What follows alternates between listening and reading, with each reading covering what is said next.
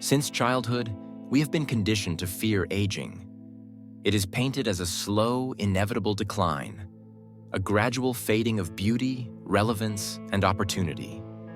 Society celebrates youth as if it were the only phase of life worth living, while every step beyond it is met with resistance.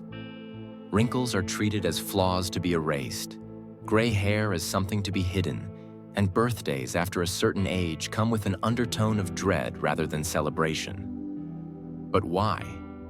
Why do we view aging as a loss rather than an evolution? Carl Jung saw things differently. He believed that the second half of life was not a descent, but a rebirth, a necessary shift from external pursuits to inner fulfillment. But the world we live in does not nurture this transformation. Instead, it fills us with a fear of time itself, convincing us that every passing year takes something away from us. We race against the clock, desperately clinging to youth, failing to see that true fulfillment is not found in resisting time, but in embracing its gifts. Our obsession with youth is not just a cultural trend. It is a deeply ingrained belief that shapes every aspect of modern life. Look at the media. Movies, television, and advertisements all push the same message. The young are dynamic, attractive, full of potential, while the old are background characters, relics of a past era, wise perhaps, but no longer relevant. In workplaces, people over a certain age are often overlooked, their decades of experience devalued in favor of fresh talent. We live in a world where aging is not just feared, it is actively denied. Anti-aging products promise to turn back the clock, cosmetic procedures erase any visible sign of time, and people feel pressured to maintain an illusion of youth long past its natural course. But what is lost in this desperate attempt to defy aging? Jung argued that by resisting the process of growing older, we deny ourselves the very thing that makes life meaningful: growth, transformation, and the deep self-awareness that only comes with time. There is an irony in the way society fears aging. While we chase eternal youth, we overlook the very thing we are truly seeking: fulfillment. In the first half of life, we are driven by ambition, by the pursuit of success, validation, and external achievements. But what happens when we reach those goals and still feel an emptiness inside? Jung believed that the second half of life was where our true purpose began to emerge. A shift from the ego-driven existence of youth to a deeper, more authentic way of being. Yet, instead of welcoming this transformation, many resist it, feeling lost when the ambitions that once defined them no longer hold the same meaning. This is why the fear of aging is so powerful. It is not just a fear of physical decline, but a fear of confronting what lies beyond the superficial markers of success. If youth is about building an identity, then aging is about discovering the truth beneath it. But what if everything we have been taught about aging is wrong? What if, instead of being a decline, it is actually an ascension? Many cultures outside the modern Western world have long understood this. In indigenous societies, elders are revered as the keepers of wisdom, their age seen as a testament to their depth and understanding of life. In Eastern philosophies, growing older is associated with a journey toward enlightenment, where the distractions of youth fade and true clarity emerges. What if we saw aging not as something to be feared, but as something to be embraced? What if, instead of resisting it, we leaned into its lessons? Jung's great insight was that the second half of life is not a time of loss. It is a time of integration, where we finally begin to understand who we truly are beyond the roles we once played. But to reach this realization, we must first break free from the illusion that youth is the peak of existence. Because the truth is, life doesn't end at 40. In many ways, it is just beginning. From the moment we take our first breath, life becomes a process of becoming someone. As children, we absorb the expectations of our families, our schools, and our cultures, shaping ourselves to fit the world around us. We learn what is valued and what is ignored, what brings approval and what leads to rejection. Slowly, we build an identity, a self that we present to the world. carefully crafted to secure love, recognition, and success. This is the birth of the ego, the psychological structure that defines our place in society. And for the first half of life, we are its loyal servants. We chase achievements, accumulate status, and measure our worth by external standards. We believe that if we can just build the right life, find the right career, the right partner, the right possessions, then we will finally feel complete. But beneath this pursuit, something remains unseen. The fact that no matter how much we achieve, a deeper hunger still lingers. Jung believed that this stage of life was necessary but incomplete. The ego's journey is not the end. It is only the beginning. The ego thrives on separation. It defines itself by what it is and what it is not. It seeks control, stability, and certainty, building a sense of self that is solid and unquestionable. This is why the first half of life is often filled with ambition, competition, and comparison. We push ourselves to succeed, not just because we want to, but because we feel we must. To fail is to be nothing, to be invisible, to disappear into irrelevance. Society reinforces this belief at every turn, teaching us that our value is tied to our productivity, our attractiveness, our ability to stand out. And so we keep moving forward, convinced that happiness lies just beyond the next milestone. But the more we chase, the more fragile our identity becomes.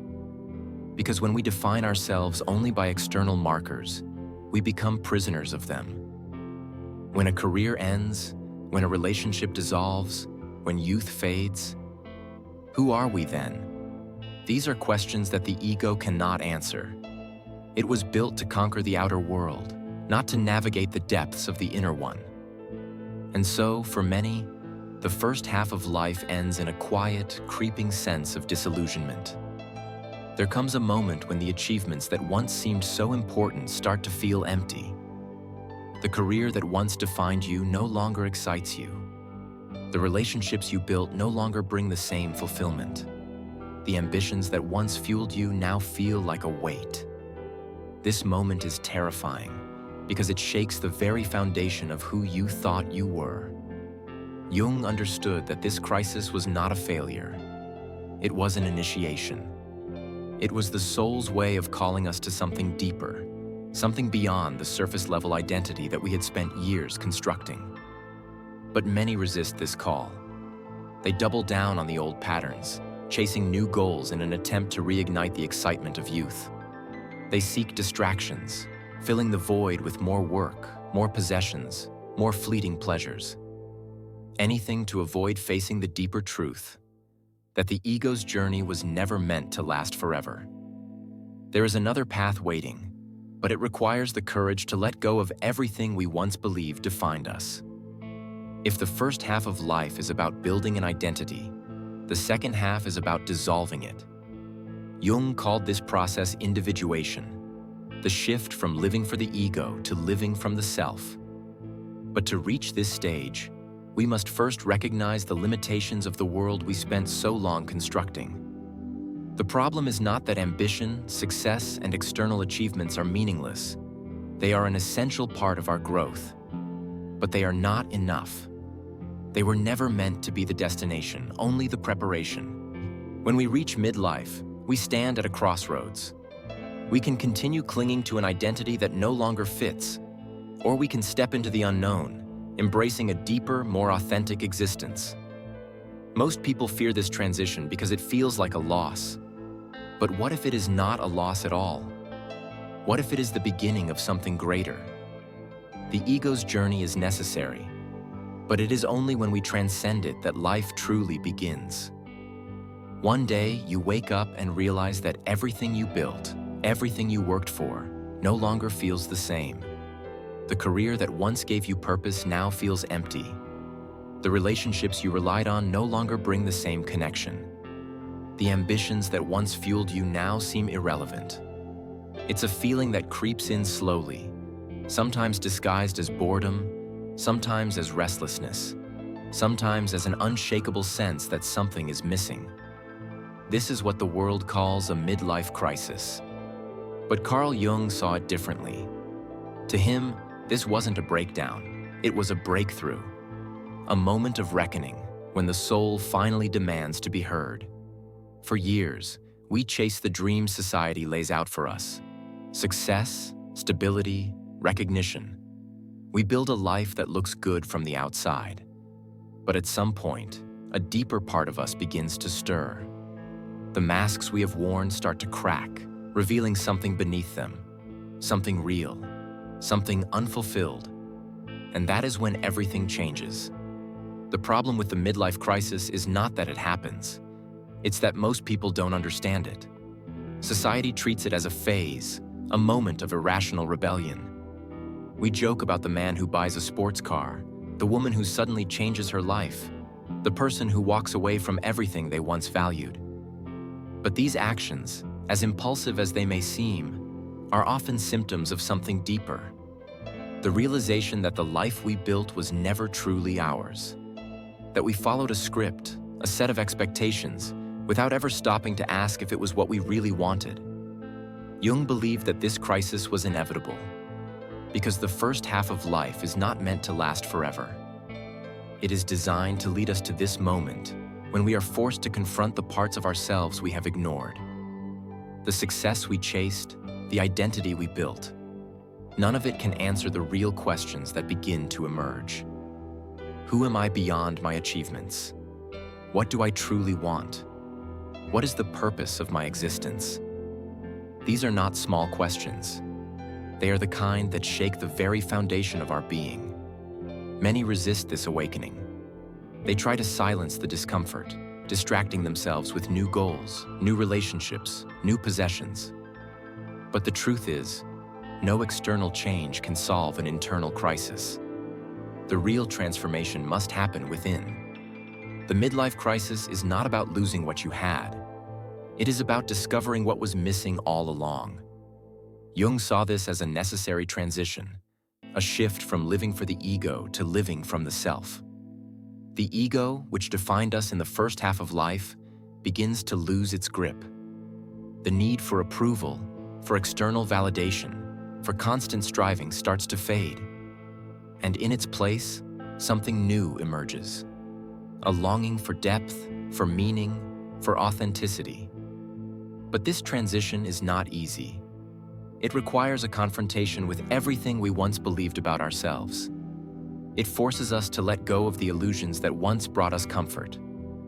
And for many, this can feel like a kind of death. The death of the person they thought they were. But what if this death is not an ending, but a beginning? What if the midlife crisis is not a crisis at all, but an initiation into something greater?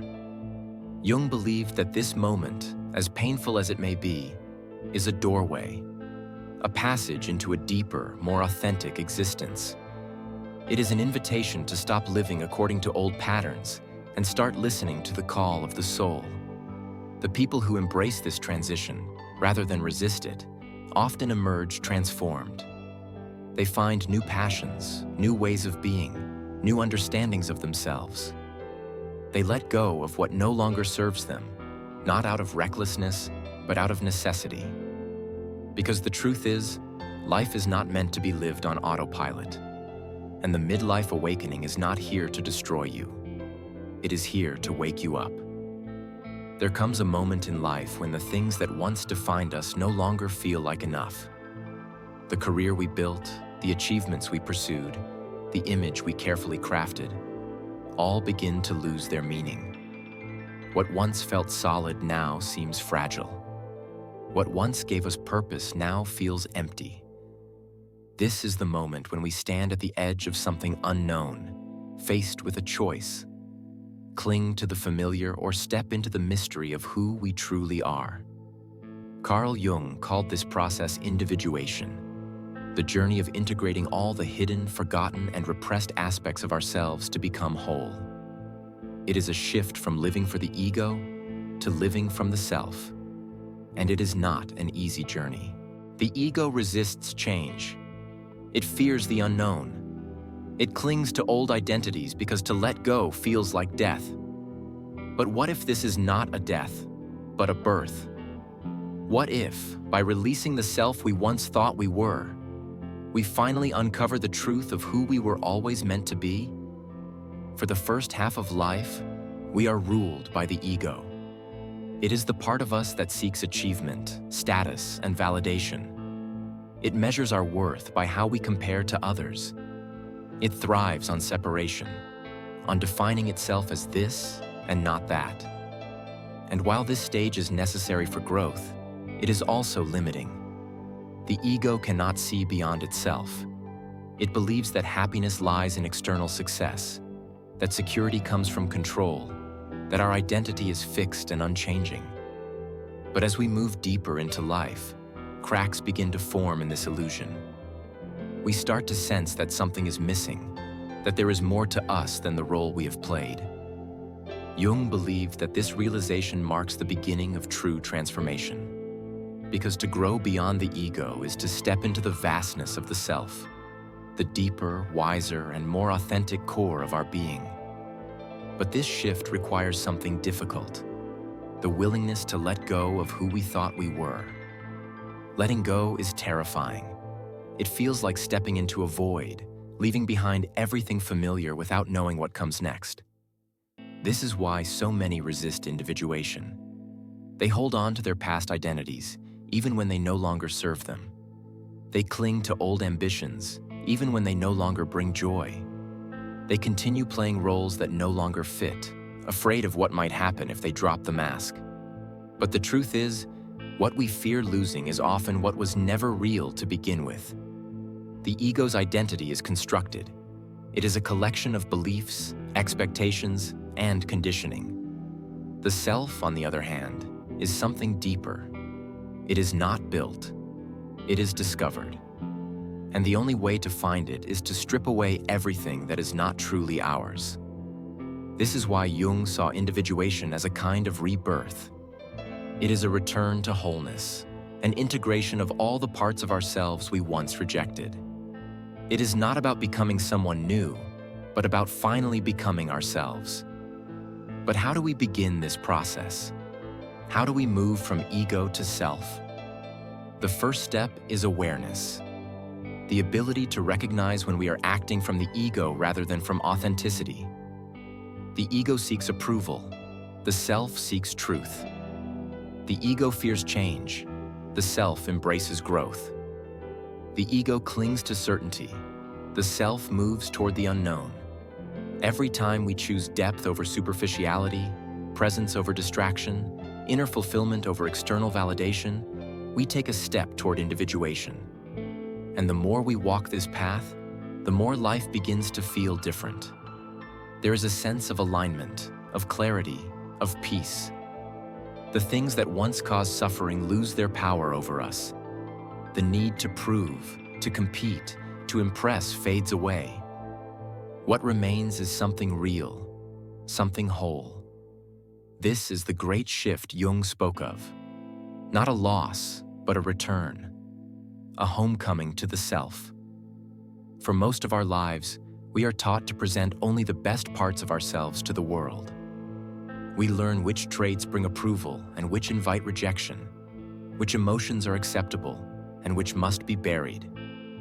Over time, we construct a persona, a carefully curated version of ourselves that fits society's expectations. But behind this mask, something else remains hidden. Everything we have denied, suppressed, or refused to acknowledge.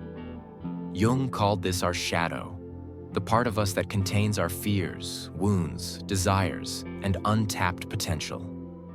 And while we may try to avoid it, the shadow does not disappear. It lingers beneath the surface, influencing our thoughts, behaviors, and relationships in ways we don't fully understand. But at midlife, something shifts. The strategies that once kept the shadow at bay begin to break down. Old patterns resurface. Unresolved emotions demand attention, and the carefully constructed self-image starts to crack. This is the moment when we must make a choice. Continue avoiding what lies within, or finally turn inward and face what we have spent a lifetime running from. Shadow work is not comfortable. It requires us to confront parts of ourselves that we would rather ignore. The anger we suppress, the fears we deny, the shame we carry, the wounds we never healed. All of it rises to the surface, demanding to be seen. And this can be terrifying. Most people resist this process, distracting themselves with work, relationships, or external pursuits, hoping to silence the discomfort. But no matter how far we run, the shadow follows. It shows up in moments of irrational anger, in self-sabotaging behaviors, in the way we project our fears onto others. It is the reason why patterns repeat, why certain wounds never seem to heal, why fulfillment always feels just out of reach. Jung believed that the only way to move forward was to integrate the shadow, to bring it into consciousness and accept it as part of who we are. Because the truth is, what we reject does not disappear. It controls us from the depths, shaping our lives in ways we cannot see. But how do we begin this process? The first step is awareness. We must learn to recognize when the shadow is at work, when we react strongly to something, when an old wound resurfaces, when we judge others for traits we secretly fear in ourselves. These moments are invitations to look deeper. What is it that we are resisting? What fear lies beneath our anger? What truth are we avoiding?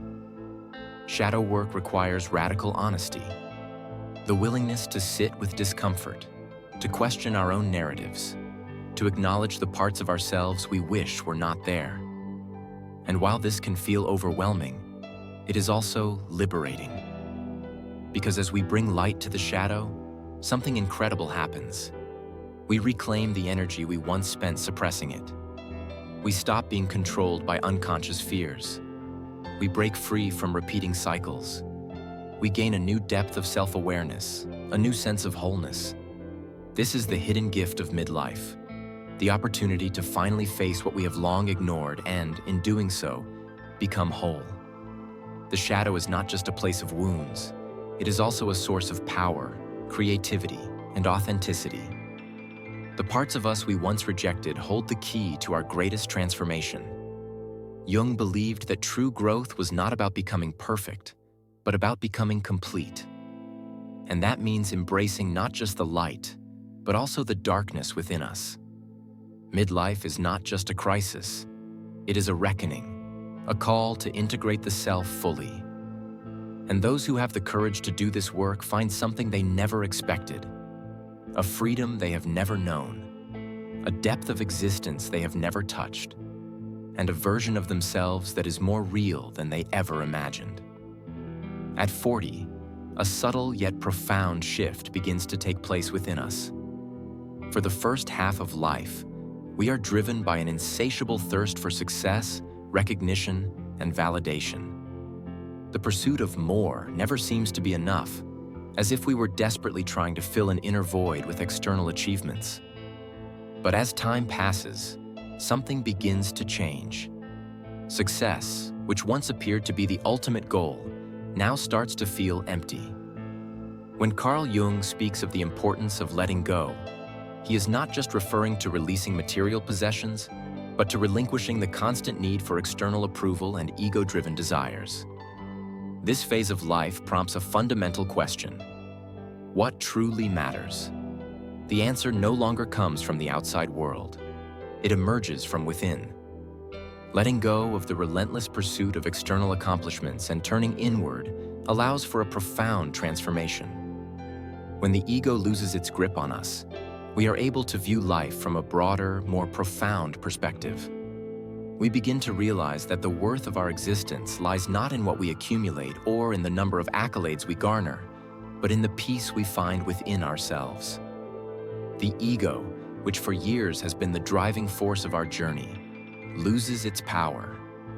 From this point forward, we start to embrace a more authentic existence, one that values simplicity, depth, and inner fulfillment. The letting go process isn't merely about abandoning material possessions or old habits. It's about shedding the layers of identity we once clung to. The masks we wore to fit in, the roles we played to gain recognition, and the desires we chase to fill the void are all part of the ego's illusion. As we release them, we are no longer defined by the external world's standards. Instead, we discover a deeper sense of purpose and meaning that is free from the constraints of external validation. Jung believed that true fulfillment begins when we stop seeking approval from others and start listening to the wisdom of our own soul. It is in this space of letting go that we become open to experiencing life in its raw, unfiltered form. Without the constant need to prove ourselves, we can finally experience life's true richness. And this, according to Jung, is where true freedom lies. In releasing the illusions we once held tightly to and allowing ourselves to be fully present in the moment. As we move through the stages of life, it becomes all too easy to forget the lightness and wonder of childhood. The world, once filled with endless possibilities, gradually narrows as we age, weighed down by responsibilities, expectations, and the pursuit of external success. But what if the key to true fulfillment lies not in the future or in the accomplishments of adulthood, but in reconnecting with the inner child that still resides within us? Jung believed that the way to reclaim joy and meaning in life is to rediscover the spontaneity, curiosity, and creativity that we once had as children. In our early years, we approach life with a sense of awe and wonder. Every moment feels new and exciting, and we are deeply connected to the present, unburdened by the fears and doubts that come with age. We dream freely, play without inhibition, and embrace the world with open arms. As we grow older, however, these qualities are often suppressed by the demands of adulthood. We lose touch with that childlike spirit, exchanging it for a more practical approach to life. The inner child, once full of life and creativity, becomes buried under layers of conditioning and societal expectations. But the beauty of life after 40 is that we have the chance to reclaim this lost part of ourselves. It is not about reverting to immaturity or neglecting the responsibilities of adulthood, but rather about reawakening the essence of who we once were. This reconnection with our inner child allows us to experience life with a renewed sense of wonder, curiosity, and playfulness. It reminds us that joy doesn't come from external accomplishments or possessions, but from the simple pleasures of being alive and present in the moment.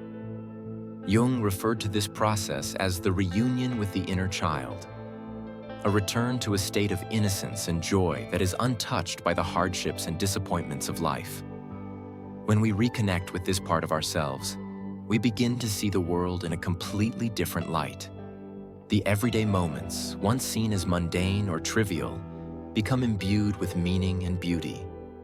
We rediscover the magic of simple pleasures, whether it's watching a sunset, listening to music, or spending time with loved ones. The power of reconnecting with the inner child is transformative. It frees us from the heavy burden of striving and performing, allowing us to embrace life as it is, rather than as something we must constantly improve or conquer. By rediscovering the childlike wonder within us, we begin to understand that happiness and meaning are not distant goals to be achieved, but states of being to be experienced in the present. Jung believed that this return to innocence and joy is essential for living a life that is not just successful, but truly fulfilling. As Carl Jung so profoundly stated, life does not end at 40. It finally begins. For much of our existence, we are caught in a cycle of seeking external validation, chasing fleeting achievements, and attempting to fill the gaps within ourselves with worldly success.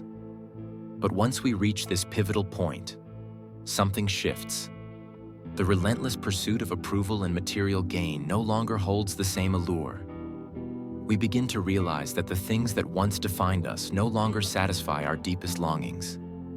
This is the moment when life truly begins, when the ego no longer dictates our every move, and the soul's true journey can unfold. In the past, we may have defined success by what we could accumulate, by the titles we held, or by the applause of others. But in the second half of life, we begin to understand that the most profound fulfillment comes from within. We come to terms with the fact that no amount of wealth, recognition, or accolades can give us the peace and joy we seek. This awareness frees us from the chains of ego-driven ambition and allows us to live more authentically. The wisdom of our years grants us the ability to live with a sense of purpose and clarity that we never had before. Jung's concept of individuation, the process of integrating all aspects of our being to become our true selves, reaches its most profound expression after 40.